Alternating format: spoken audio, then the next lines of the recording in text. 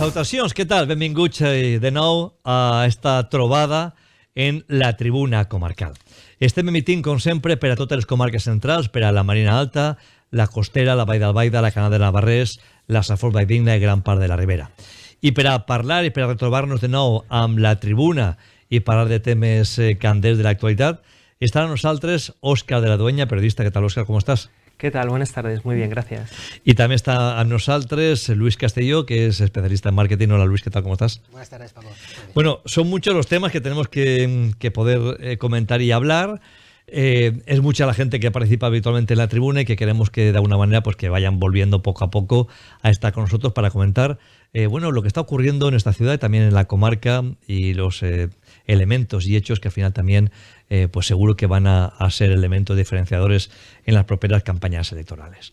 De alguna manera, empecemos porque temas hay muchos, pero tenemos, bueno, el alcalde de Gandía, José Manuel Prieto, bueno, se vanaglorió de haber conseguido pues un superávit de 21 millones de euros en las arcas municipales, es decir, un remanente de tesorería de 21 millones.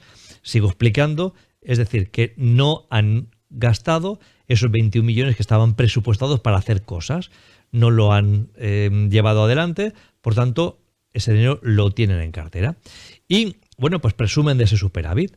Como vamos a ver ahora mismo en pantalla, aparece, bueno, pues en una publicación que el diario Levante le publica, donde, bueno, dicen que solo ha habido 2 poblaciones en Safor que ha sacado superávit, entre ellos Gandía. No sé si podemos verlo ahora mismo. Bueno, no sé qué opináis ante esta circunstancia, pero hay otra circunstancia mayor, que es la declaración de la ministra de Hacienda, que dice lo siguiente. Y presumieron de tener superávit, que para el que no lo entienda es lo mismo de haberse quedado con dinero sin gastar para los ciudadanos. Bueno, pues después de ver una cosa y la contraria por parte de la ministra de Hacienda, ¿qué consideráis en ese remanente de tesorería de 21 millones de excedido o de dinero que no se ha utilizado cuando estaba presupuestado?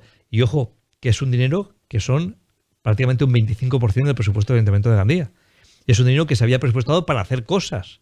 Porque si le quitas el capítulo 1, que es el capítulo dedicado al pago de salarios, que es una gran partida presupuestaria de cada año el presupuesto de Gandía, lo que te queda dinero para poder hacer, que es lo que tú no has hecho, es donde viene el problema. ¿Qué te parece, Óscar? Pues mira, me parece poco pedagógico lo que hacen los políticos. Al hilo de lo que has dicho del pago de salarios y de los capítulos de personal,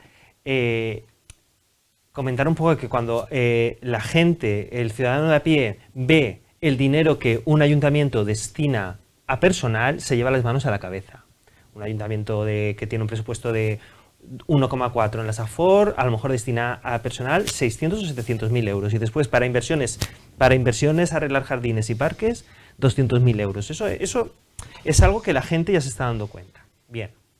Lo de poco pedagógico lo decía porque los políticos sacan pecho enseguida cuando pueden. Y hablar del superávit es uno de los motivos que utilizan. ¿Por qué? Porque hay que tener muy claro que es el superávit.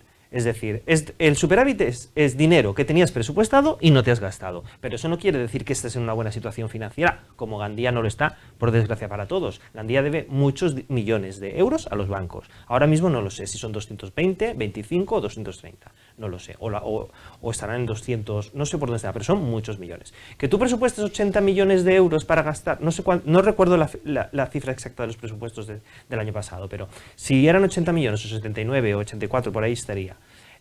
Tú no te lo gastas todo, habrá sido por algún motivo, es decir, porque algún servicio no has prestado, porque alguna contrata te ha salido mal, o por el motivo que sea, porque tenías previsto algo y no te ha llegado una subvención, por lo que sea. Pero eso no vale para transmitirle al ciudadano el mensaje de que una administración está en un buen estado de salud financiero cuando no lo es. Es decir, en Gandía debemos mucho dinero a los bancos.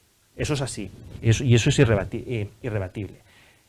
Entonces, no vale, decir eso está muy bien, pero hay que ser pedagógico y hay que decir las cosas como son. Es decir, es dinero que, como tú bien decías, no se ha gastado y estaba presupuestado. Pero eso no quiere decir que Gandía tenga almacenado ese dinero, es decir, es dinero que entra y que iba a entrar y que no entra y que temas financieros y de caja no se ha gastado, y eso es el superávit. Claro, porque de alguna manera, y pese a que las circunstancias puedan bueno, pues entender o darnos a entender que no se han hecho cosas y también se puede vivir sin hacer esas cosas, si ese dinero se destinase a pagar parte de la deuda que tenemos, cuanto menos sería pues ideal en ese aspecto, pero tampoco es así, Luis. Realmente aquí podemos extraer varias lecturas. La primera es una lectura positiva, que no hay déficit. ¿Vale? Eso siempre es importante, es decir, que no se han gastado más de lo que pensaban. Eso es un punto de partida muy importante. Luego, yo creo que puede ser que haya habido este superávit porque, bueno, todos sabéis y sois conscientes de que ha habido esta inflación, esta famosa inflación, los precios absolutamente de todo están completamente desbocados y las licitaciones públicas se están dejando desiertas. Es un hecho. Es un hecho que licitaciones de hace 1 año y medio, hace 2 años, que ya estaban adjudicadas, los proveedores no pueden hacer frente porque los precios que ellos dieron en su momento nada tienen que ver con el precio actual, entonces se quedan desiertas. Yo creo que ese superávit puede ir por ahí. Estoy completamente de acuerdo contigo que si ha habido ese superávit, yo creo que se tendría que coger esa cantidad de dinero y amortizar deuda. Al final, una de las lacras que tenemos en el Ayuntamiento de Gandía son los intereses generados por esa deuda, por esos grandes años de primero Orengo con Fernando Mut y luego Arturo Torros, esos grandes años de alegría que se dieron en tiempos pasados, generaron una deuda estratosférica per cápita para el ciudadano de Gandía y esa deuda ha continuado generando intereses. Si tú has generado ese superávit porque desgraciadamente no has podido adjudicar los proyectos que tú tenías pensado, lo que se tiene que hacer es amortizar deuda sí o sí. Pero eso no es tan fácil porque, y de ahí era mi razonamiento anterior, es decir, al final el superávit no es dinero tangible, eso no está en la caja, eso no, el Ayuntamiento de Gandía no puede decir, bueno, aquí tengo los 21 millones, pues ahora voy a hacer esto y voy a hacer aquello. No, eso no se puede hacer. ¿Por qué? Porque es una previsión de gasto y de ingresos, es decir, a lo mejor tú tienes que hacer con 8 millones un plan edificando y remodelar un instituto y por el motivo que tú comentas que está ocurriendo mucho en la Comunidad Valenciana y en muchos colegios e institutos además, por el incremento del coste de los materiales, si esa obra se te queda desierta, no se te presenta a alguien, tienes 8 millones, es decir, esos 8 millones que te va a pagar la Generalitat o que tú tienes financiado en 2 años, 4 y 4 por ejemplo, o en los que sean, tú no los puedes destinar a deuda. Pero eso, insisto, no puede valer para sacar pecho, porque esos 21 millones o 25, los que sean, o los que haya comentado el vídeo que hemos visto, no es dinero tangible y no lo tenemos. Y eso es muy de los políticos, sacar pecho del superávit. Para empezar, cuando mucha gente, por desgracia, no oye superávit y cree que, pues eso, que es dinero que tenemos. La ministra ha sido clara, dice, aquellos que presumen de superávit lo que hacen es que no se han gastado el dinero del ciudadano. Porque si no queremos superávit, o si se producen en unas arcas superávit, bueno, podían equilibrar las cuentas. ¿Cómo? Bajando impuestos. No subiendo tasas, por ejemplo, que ahora sube de nuevo la tasa de la recogida de residuos de las basuras y el tratamiento de las basuras en la ciudad de Gandía. Si no se suben las tasas, no se suben los impuestos, y es más, se bajan, se pueden compensar ingresos con gastos y, por tanto, no tener superávit, porque el Ayuntamiento no es una empresa privada, claro, que tenga que tener unos beneficios año tras año, tan solo tiene que cuadrar los ingresos que tiene previstos con los gastos que tiene previstos. Es lo que tiene que hacer, como cualquier comunidad de propietarios en ese aspecto, ¿no? Bueno, pero no sé lo que opináis en torno a esta cuestión, pero esto se acrecenta aún más con la inflación que tenemos, porque la gente empieza a tener muchos problemas serios a la hora de llenar su depósito de gasoil, de pagar sus facturas de luz y de gas y de ir a por la cesta de la compra, con una inflación por encima del 10%. Sí, 10,2 es más. La ministra de Hacienda salió hace unos meses diciendo que era imposible que en España la inflación subiera más de 2 dígitos. Y hoy hemos conocido los datos que, por cierto, al hilo de esto, creo que se ha encargado el director del INE por decir la verdad, ¿sabes? Por dar los datos estadísticos, o sea, al final un dato es un dato y tú lo interpretarás como quieras, pero el dato está ahí, ¿vale? Y se ha encargado al director del INE por eso, un profesional de intachable hoja durante muchísimos años y fulminado, pero bueno, sigamos en este aspecto. Al final, yo creo que el tema de la inflación, que a día de hoy ya le consta o le suena mucho al televidente, al final la inflación es que suben una serie de cosas, ¿vale? Y tu salario sigue siendo el mismo. con lo cual tú pierdes ese poder adquisitivo que tenías hasta ahora porque tu salario se ha congelado o se ha mantenido en esa misma línea, ¿vale? Entonces, ¿qué factores se tienen en cuenta a la hora de calcular la inflación? Bueno, pues tenemos por un lado los productos de consumo diario, que es el precio de la comida, el precio de los carburantes, de la energía, ¿vale? Los bienes de consumo duradero, es decir, que te compres un coche, te compres una lavadora, esos precios, una vivienda, ¿vale? Y los servicios, una peluquería, un alquiler y tal. ¿Qué es lo que se ha disparado enormemente en España? Por un lado, lo que más ha disparado ha sido el precio de la vivienda, ha subido muchísimo. ¿Vale? Estamos hablando que ha subido un ratio de casi un 17% y medio, el precio de la vivienda en el último año. Es una animalada. El transporte casi un 15% más. Los alimentos y las bebidas no alcohólicas un 11%. ¿Vale? Entonces, los hoteles, los cafés y los restaurantes un 6%. Tal, eso ha hecho que al final de este mes estemos ya hablando de una inflación de 10,2 dígitos. ¿Cómo se frena la inflación? Frenando el consumo.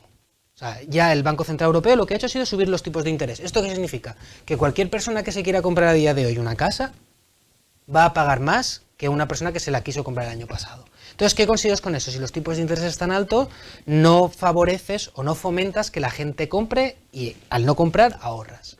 Al final, entonces, claro, el Banco Central Europeo lo que ha dicho es vamos a subir los tipos de interés, vamos a fomentar que no se compren viviendas porque está subiendo demasiado el precio de la vivienda y además la gente no ahorra. Se está frenando el consumo. Y por otro lado, lo que es el precio de los bonos del país, ¿vale? Que cuando uno quiera comprar bonos del Estado, pues la rentabilidad sea tan efímera que no te interese comprar bonos del Estado, con lo cual que ahorres. Al final yo creo que cualquier acción para frenar la inflación, la base tiene que estar en el ahorro individual.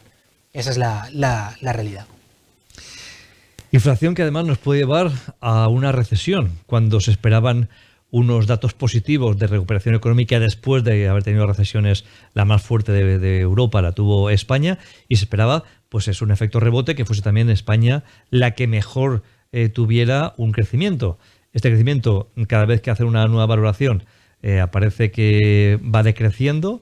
Y por tanto, con la subida de inflación, pues igual nos quedamos casi en nada. Y esto empieza a ser peligroso de nuevo. Sí, yo cuando comentabas, Luis, lo de la ministra decía, tal, es lo de siempre. Es decir, cuando te anuncian algo así o te dicen no vamos a llegar, espératelo para pronto, ¿no? Es como ahora que se está comentando mucho si llegará la gasolina a los 3 euros. Yo estoy convencido de que a los 3 igual no, pero a los 2,90 en agosto no me extrañaría nada.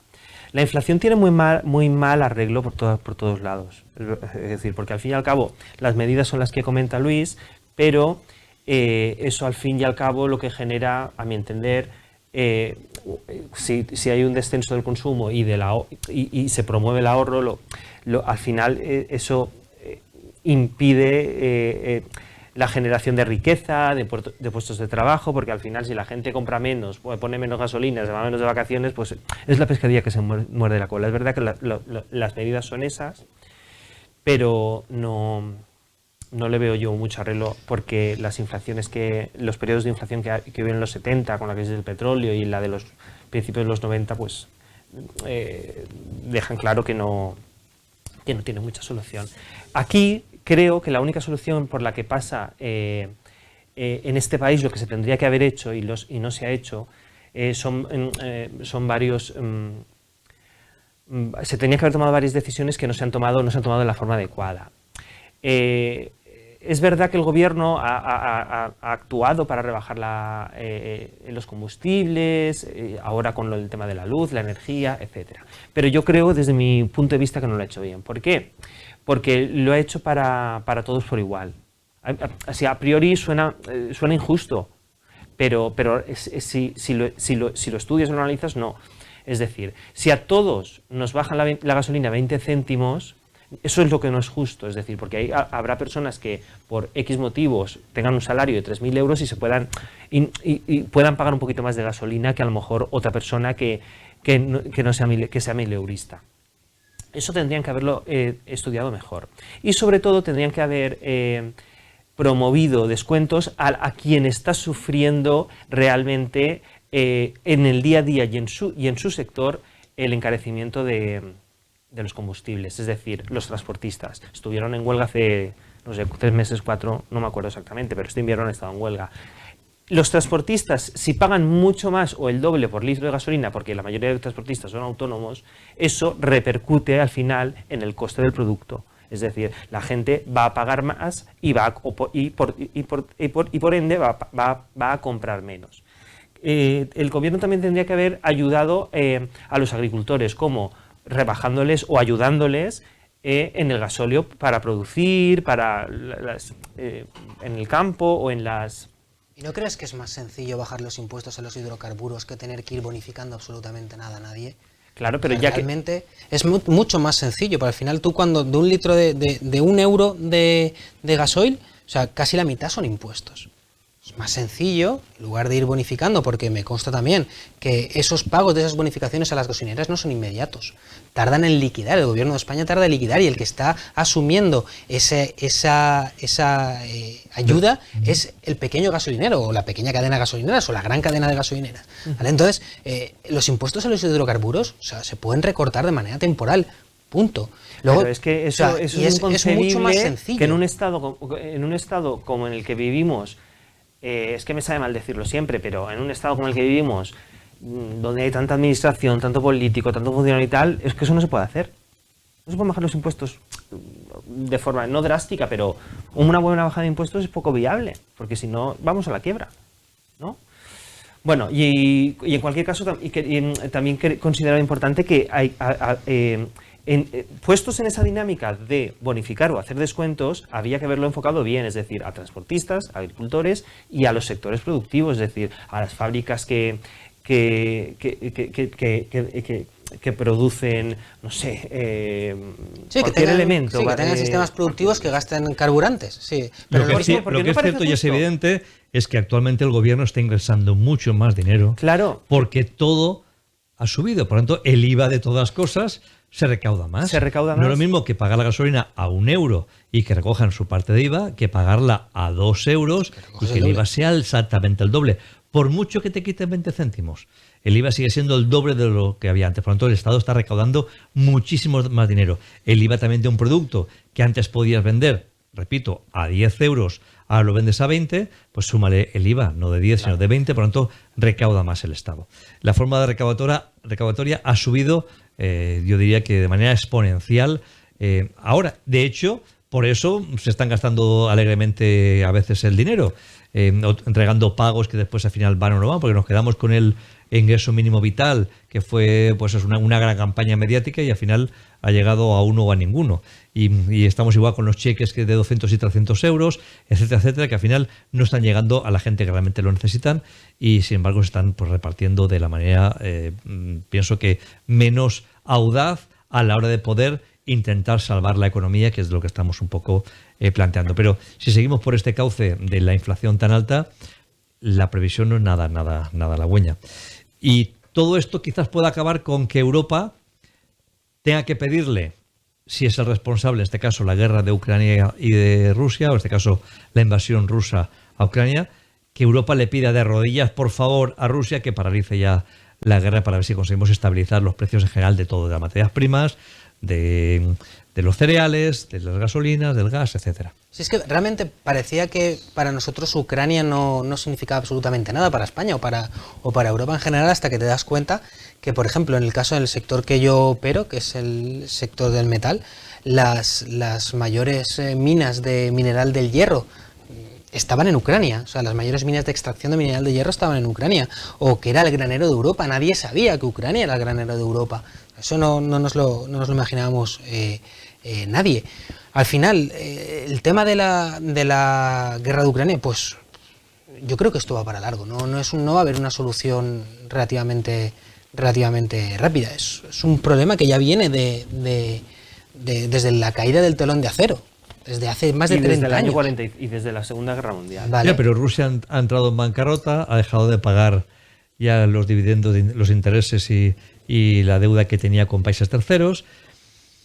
Sí, pero no es una bancarrota como tal, es porque no tiene liquidez en euros y esa liquidez en euros era la que hacía que tuviera que pagar esos bonos, ¿vale? Realmente liquidez en rublos sí que tienen, pero como no pueden hacer frente a esos pagos en rublos porque se piden euros, ¿vale? ¿Por qué? Porque ellos lo que han hecho ha sido que todo el gas que estaban vendiendo, sabéis que tomaron una decisión porque el rublo estaba cayendo en picado, que fue todo el gas que vendemos lo vamos a vender ahora en rublos y quien no quiera pagar en rublos no va a tener gas. Entonces al final están todos pasando por el aro y están pagando en rublos. ¿Qué es lo que ha sucedido? Que así el rublo se ha mantenido al nivel que tenía que estar, lo que pasa es que se han quedado sin reserva de euros. Entonces ellos los pagos que se tienen que hacer en euros no los pueden atender porque no tienen liquidez de euros. Entonces, claro, físicamente no es una quiebra, es un default que se llama, ¿vale? No es una quiebra que haya quebrado en sí, sino que no tienen la liquidez en la moneda que tienen que liquidar el pago que les viene. Claro, esta circunstancia sigue siendo, pues yo pienso que poco alentadora ante las economías de países terceros, en este caso una economía debilitada como la española en competitividad con la europea.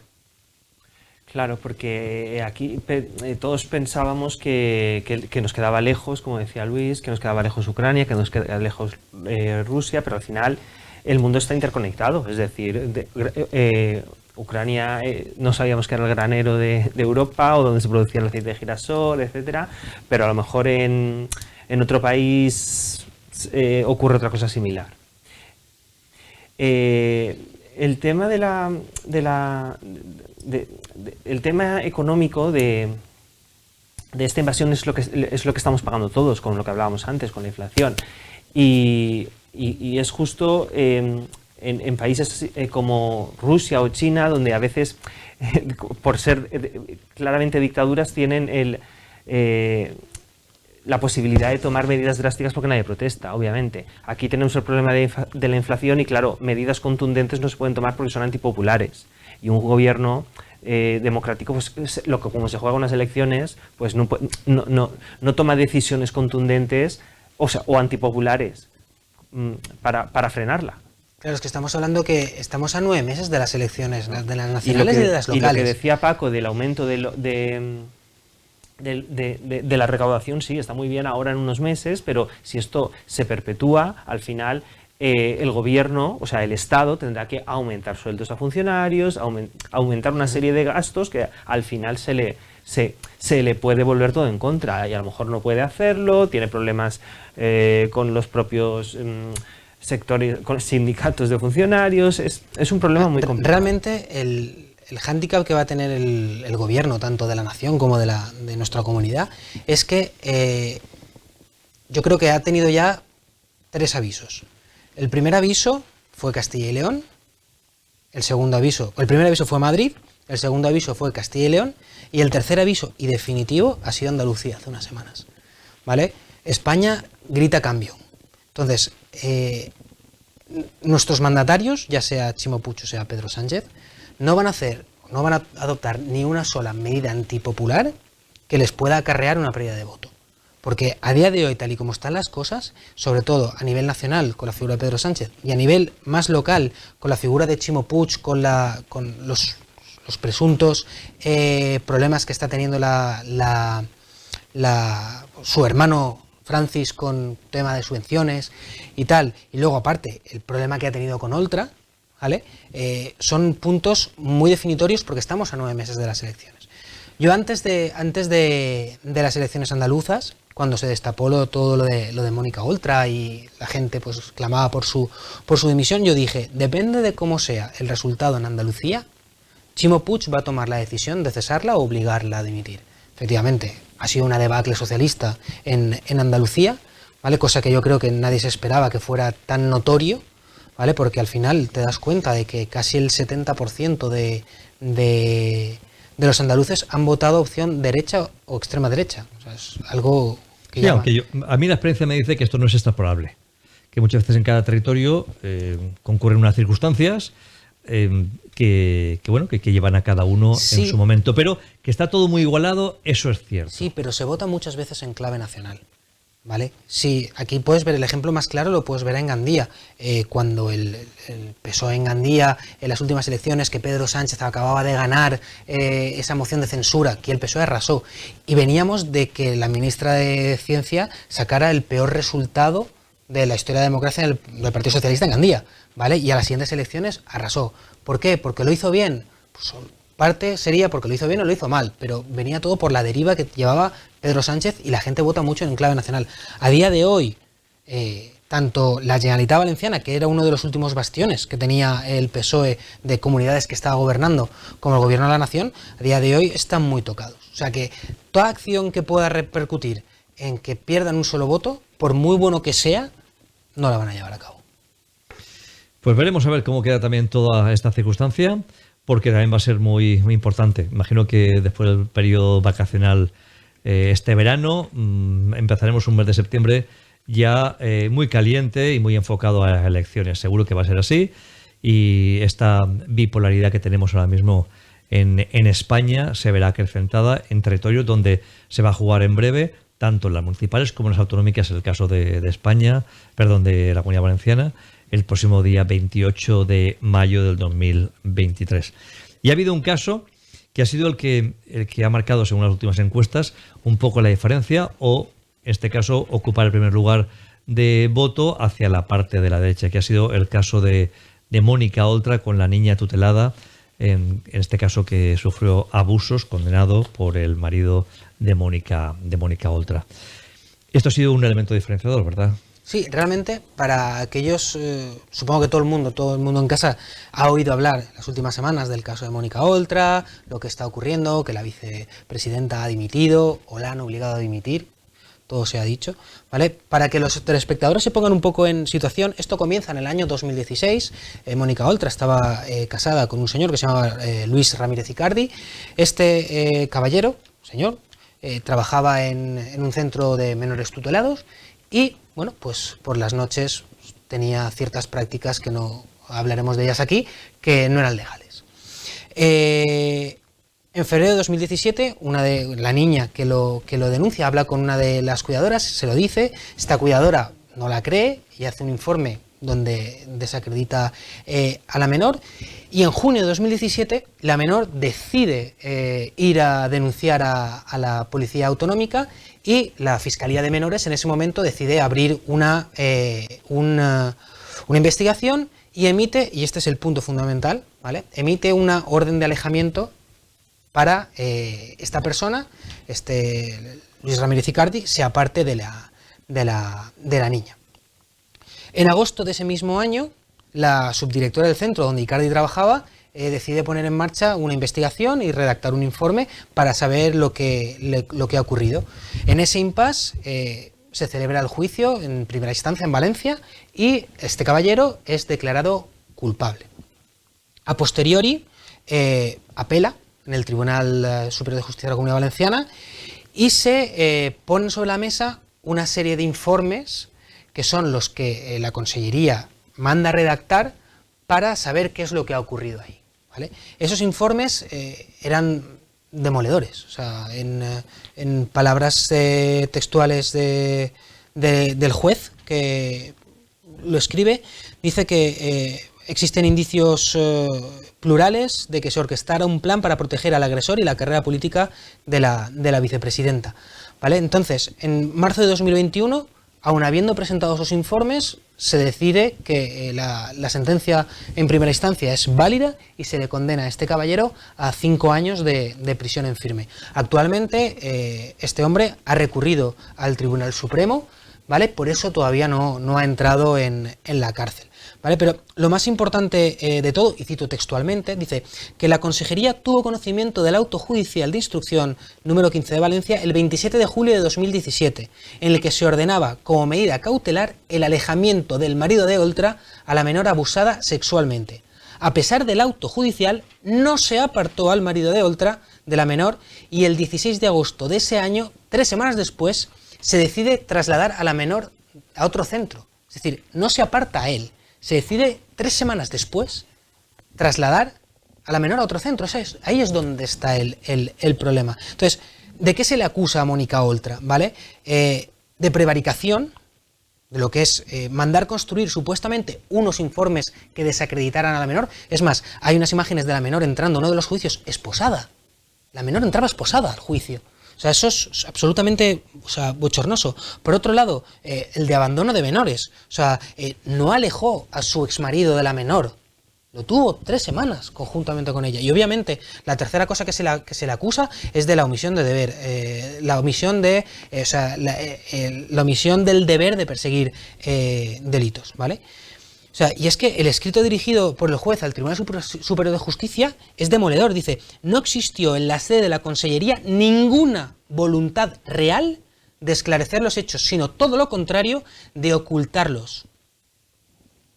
Una locura. O sea, es que esto le ha salpicado. Basándonos en la presunción de inocencia, Por obviamente supuesto. que todo el mundo lo que tiene que prevalecer, presunción de inocencia. De este caso a mí me llama poderosamente la atención el que no haya habido un perdón. El que no haya habido por parte de la Consellería un perdón a la víctima, y es víctima porque el abusador ha sido condenado. Entonces, un perdón como mínimo por parte de la Consellería, pidiéndole eso, disculpas a la víctima de todo lo que ocurre, Óscar. Lo del perdón, tienes toda la razón, porque sobre todo la menor también es víctima de la Consellería. No solo es víctima de los supuestos abusos sexuales de este señor, sino también es víctima de la desprotección de la Generalitat, de la Consellería de Políticas Inclusivas, de la Vicepresidencia. Es que este tema daría para un programa especial. Mónica Oltra, Compromís, hablan de la extrema derecha, de montajes, de etcétera, etcétera, etcétera. Luis comentaba lo de los expedientes, el proceso y todo eso. Pero claro, hay un fallo fundamental, que hay algunas personas que trabajan en la administración pública que se creen que el resto de gente, no que digamos que es tonta, pero que no saben de qué va el asunto. Es decir, aquí ocurren unos hechos y como puede ocurrir en cualquier otra administración pública, y se abre un expediente administrativo para ver qué ha ocurrido, etcétera. Pero claro, cuando la persona que instruye ese expediente ve que hay o intuye o ve que hay un posible delito, el expediente se tiene que paralizar y se tiene que dar parte a un juez. Y eso es lo que no hicieron. Es decir, si yo trabajo en el Ayuntamiento de Gandía, por ejemplo, y veo o abro un expediente a un, no sé, a un subalterno, a quien sea. Una licitación. Porque ha hablado mal a un ciudadano, pues eso se solventa en el ayuntamiento. Pero si le ha pegado, tengo que dar parte a un juez porque ha cometido un delito. Pues eso es lo que no se hizo. Entonces, eso por una parte. 2. Como tú bien comentabas, la menor con 14 años la llevaron esposada. La llevaron esposada a declarar con 14 años cuando iba con la gente que la tutelaba. O sea, las personas de los centros de menores. ¿Para qué? Yo entiendo que para transmitir una imagen de persona violenta, agresiva. Bien. 3. La Generalitat no se personó. Es decir, la Generalitat era, entre comillas, los padres de la menor. Estaba a su cargo y no se personó, no le puso un abogado. Estos 2 o 3 aspectos, el expediente mal hecho, no dar parte a un juez, cuando es la obligación de un funcionario, que eso lo saben los funcionarios, no ponerle un abogado. Bueno, y otro detalle que se me pasaba, nadie la creyó, como tú bien has dicho, y solo la creyeron 2 policías y hombres que fueron quienes dieron parte a Fiscalía. Y fue la Fiscalía cuando empezó a mover el tema. Ese punto pasó porque lo ha contado la víctima públicamente, cuando salieron del centro a fumarse un cigarro. Pasó la policía en su ruta natural por donde estaban, vio a 2 menores y les preguntó: ¿qué hacéis aquí fuera? Y entonces dijeron: pues nada, hemos salido a fumarnos un cigarro y no queremos entrar porque ya es de noche y dentro no nos gusta, porque pasa lo siguiente. Y cuenta la amiga que le había contado la víctima lo que estaba ocurriendo dentro, se lo cuenta a la policía. Y la policía le pregunta a la víctima: ¿eso que acaba de contar tu amiga es cierto? Y ella dice: sí, es cierto. Y a partir de ahí empiezan a incoar el expediente, que es donde acaba en la Fiscalía de Menores. Y es cuando empieza a enviar un psicólogo o un equipo de psicólogos, donde lo que hacen es corroborar que todo lo que estaba diciendo la víctima era cierto. Entonces, todo esto que evidencia 2 cosas. o bien que se quería, todo esto se orquestó para evitar que el marido de Oltra fuera a la cárcel, o, es decir, el expediente y no dar parte a un juez, que era la obligación, o para no afectar a la carrera política de Oltra. ¿Vale? Pero claro, al final, pues ha tenido que ser, creo que la juez que está llevando el tema, bueno, no sé si es la juez o la fiscal, es... la fiscal. La fiscal. Lo vengo a decir por lo que la historia de la extrema derecha y tal, ese fantasma que se monta la extrema derecha con la izquierda y la extrema izquierda con la extrema derecha. La fiscal es nieta del último alcalde republicano de Valencia, feminista y diría yo que de izquierdas. Es decir, es que al final... La pregunta que nos tenemos que hacer aquí es, ¿esto si el abusador no hubiera sido el marido de Mónica Oltra, todos esos errores garrafales que tú acabas de comentar hubieran ocurrido? Pues desgraciadamente igual sí, no me extrañaría. Porque si eso hubiera ocurrido significaría que pues, habrían más casos, ¿vale? En otros centros, pero al final hay muchos centros, hay muchos niños. Es la primera vez que transcurre, que trasciende. Es la primera vez que eso trasciende, pero no es el primer error garrafal desde esa consellería. Padres que han matado a sus hijos, que se sabían que eran padres problemáticos, no habían actuado los servicios sociales, que es verdad que no tendrán medios, pero ha habido en estos últimos años muchos casos en la Comunidad Valenciana donde los servicios sociales no han dado la talla. Bueno, Godella, insistiendo... sí. No recuerdo los nombres, Godella, ahí en Elche, en Alicante, no recuerdo, también ha habido un caso muy parecido. Sí, de padres parecido. conflictivos, servicios sociales que no han operado. Insistiendo en la presunción de inocencia, que es algo que tenemos todos y que tiene que estar presente, hay un hecho diferenciador, que es la falta de pedir perdón por parte de la Consellería a la víctima cuando la víctima tiene una condena clara por sufrir abusos, condena en este caso al maltratador. Y ojo, Paco, si me permites ¿Sí? una puntualización. Yo no sé por qué se le da tanto... ¿Por qué los políticos, al igual que comentábamos lo del superávit, se ponen tan flamenquitos con estos hechos? Es decir, hay un problema judicial y tienes que apartarte, pues coges y te vas. Seas Mónica Oltra, seas Ximo Puig, o seas quien seas, o seas un ministro de Rajoy cuando estaba. Es decir, tú te vas y hay compañeros que pueden continuar con tu proyecto. Con tu proyecto no, con el proyecto del equipo. Es decir, Mónica nadie es vital. Sí, pero Mónica en su despedida atacó duramente al presidente de la Generalitat, diciendo que los malos ganan, los poderosos ganan, pero lo que no se puede concebir es la fiesta que se montó para celebrar o para poder ratificarla a ella como Sí, secretaria general. Esa fiesta, esas imágenes fueron durísimas para Compromís.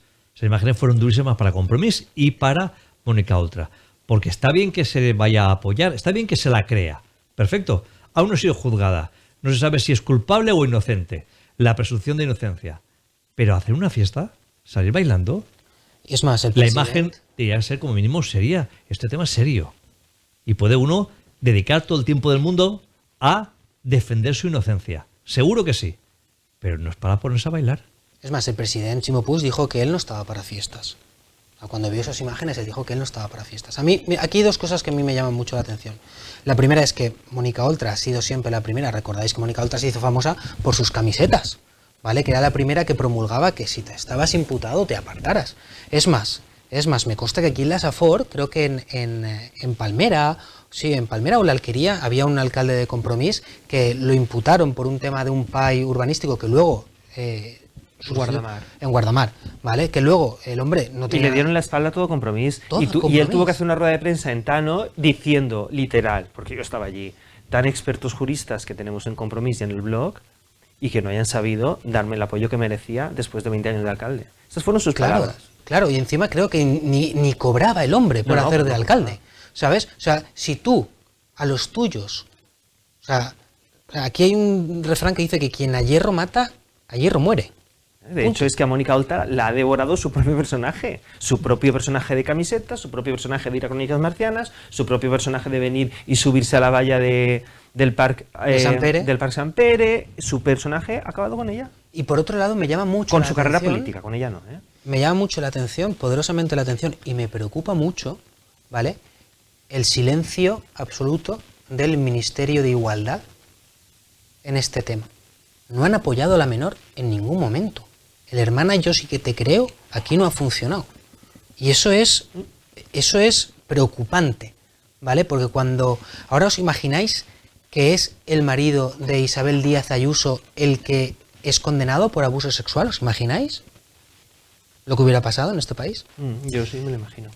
Está claro, y es evidente que al final hay varios raseros con que medir, depende de a quién le toque, si le toca a mi partido o le toca al partido contrario.